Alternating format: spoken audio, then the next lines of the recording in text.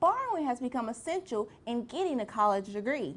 In fact, in 1991, 13% of the students that graduated from a four-year university had student loan debt.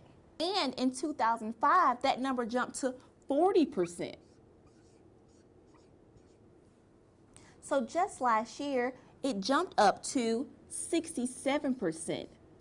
Mechanics say it's important to get your car checked year-round, but they do offer specific tips for those cold winter months. Cable companies have been losing video subscribers for some time now, but they have been upgrading people with basic cable to digital programming. Statistics show that children of unmarried mothers of any race are more likely to perform poorly in school, use drugs, go to prison, or even have their own children out of wedlock. And you know it, say hooray! Hooray! She and her son Jordan sing together every day, but there's one voice that is missing, a father. She says being a single parent to her 3-year-old son Jordan is a lot of hard work. He definitely keep me on my toes. That's the truth. And I never knew having a child could be so hard. Rhonda has found herself in the same predicament she was 3 years ago. She is 9 months pregnant with her second child. If you would have asked me 9 months ago, will another child, second baby, been here? The answer would have been no. But even though Rhonda says she will be raising this baby alone and working full-time at a nursing home, adoption wasn't an option. I knew what it took to make a child, so my responsibilities were to do whatever I had to do to take care of that child. According to the U.S. Census, in 1990, 65% of African American babies were born to unwed single mothers. In the span of 20 years, it's jumped up to 72%. But Rhonda and African American women are not alone. 17% of Asians, 29% of whites, 53% of Hispanics, and 66% of Native Americans were born to unwed mothers. Statistics show that children of unmarried mothers of any race are more likely to perform poorly in school, use drugs, go to prison, or even have their own children out of wedlock. State Welfare Advisor Koshay Arnold says she believes there is one main reason why this is becoming the new norm.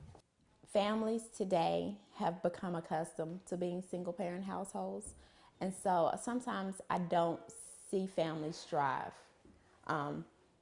They're used to being headed by a mom, and so sometimes girls kind of see that growing up and think, well, I can do it by myself. Rhonda says there's some advice she would like to give single mothers. Never give up.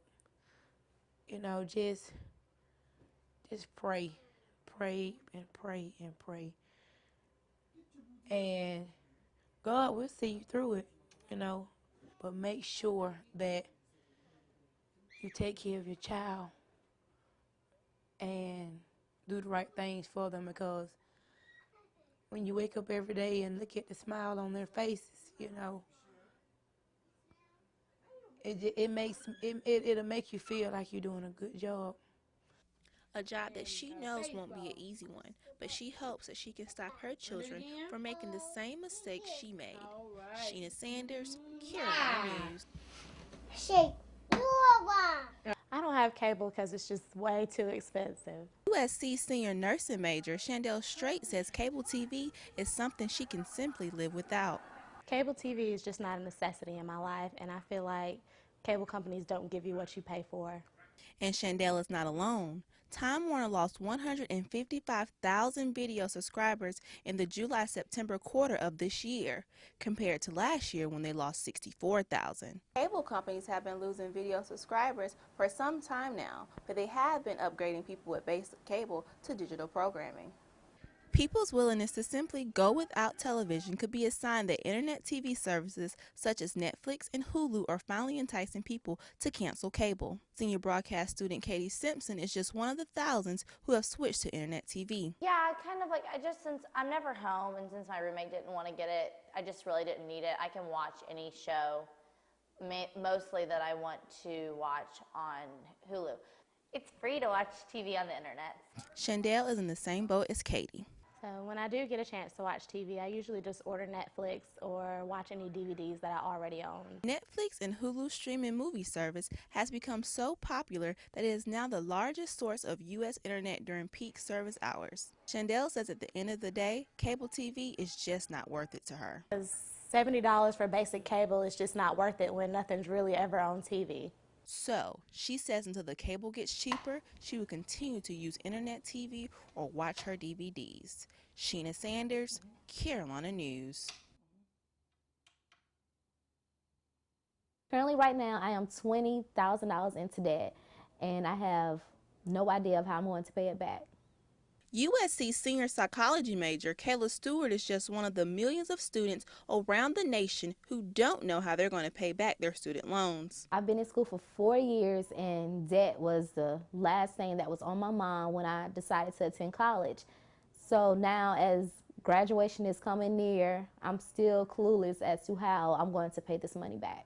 According to finaid.org, a website that provides information about student financial aid, the student loan debt surpassed total credit card debt in this country for the first time this summer, totaling $830 billion, beating credit card debt by more than $3 billion. Borrowing has become essential in getting a college degree. In fact, in 1991, 13% of the students that graduated from a four-year university had student loan debt. And in 2005, that number jumped to 40%. So just last year, it jumped up to 67%. According to USC, the average student loan debt is between $17,000 and $19,000. Director of Financial Aid Dr. Ed Miller says that even though more than half of the student body will leave with debt, he explains how loans have become a part of the new norm. Students need to recognize, yes, I've gone into debt, I can't get a job right now. You'll get a job. It may take a little bit longer than it might have taken were we in a healthy economy, but the most important thing is you are in debt. You've got a responsibility to pay your loans. Kayla says her family didn't have money set aside for her to attend college, so student loans were a must. If me and my parents could avoid taking out loans, we would have.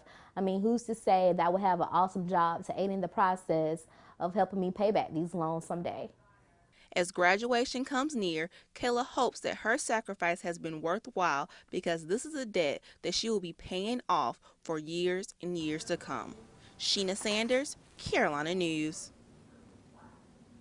Senior fullback and captain of the Carolina Gamecocks, Patrick DeMarco, recalls how the team was initially affected. I mean, it affected us in a sense that, like, we were sad, and it definitely, like, bothered us the first couple of days of practice, and it was tough really getting over it initially, but after a couple of days, we kind of put it behind us. At the Auburn game, DeMarco says he and his team tried to think of the situation in a positive light. Instead of looking down upon it, let's look up on this and let's play for Kenny. Let's try to make this game as normal as it can be for him. DeMarco believes in a sense it will bring his teammates and him closer together.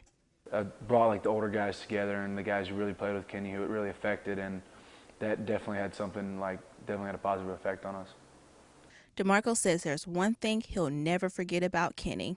I just remember his smile. I mean, I remember seeing him every day at practice, whether he was tired, hurt, or he was happy. I mean, he always had the biggest smile on his face and was always ready to go. And DeMarco says Kenny was an all-around great friend and a great competitor. Sheena Sanders, Carolina News. Hello and welcome to Carolina News. I'm Sheena Sanders. Good afternoon. Many of those who came out to watch the parade today were the veterans themselves. For each of them, as part of Military Family Appreciation, the Historic Columbia Foundation is charging just $1 for tours of historic homes. It's truly emotional, it is. Well, let's go outside to Caitlin Hunt for our first look at our weather. Caitlin. But first, a message from USC students about Veterans Day. According to the U.S. Census, people with mental or physical disabilities make up about 22% of the U.S. population. Many are veterans who have been wounded in battle. Getting back to a normal life can be difficult, especially when it comes to staying in shape. Susan Hendrick looks at what's being done to help these vets. With help like that, it looks like injured veterans will be able to get back on their feet very soon. Well, Caitlin, it was a gorgeous day today. I saw you were at the zoo. Were there any vets out there? Well, Chris, I'm a huge basketball fan. I know basketball season's about to get ready to start. Can you tell me what to expect this year? Well, thank you, Chris. You're welcome. Coming up after the break, see what one Atlanta woman is saying thank you to the troops. A woman in Atlanta is trying to give a gift to every returning member of the U.S. military. A hug. Betty Rose